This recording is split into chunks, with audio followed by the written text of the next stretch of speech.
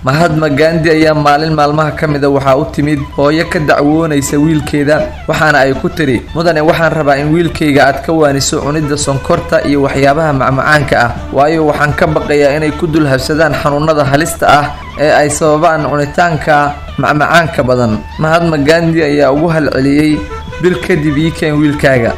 Hooyadii waa ay dhaqaaqday iyadoo oo la yaaban bil markay ka soo wareegatay ay u keentay wiilkeedii.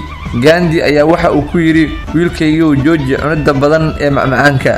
Hooyadii ayaa weydiisay ma halkaas eray oo kaliya ama oran oo kaliya ayaa muddada intaas la eg dib iigu dhigtay. Isaga oo u aqli celinaya ayaa waxa uu ku yiri waxaan cuni jiray oo aan ku badnaa cunitaanka waxa macaan. Bishaana waxa aan tijaabinayay inaan joojin karo waana aan ku guuleystay. Waxaan diidanaa in aan qofka wax ka joojiyo aniga oo sameynaya waxa aan u diidanahay.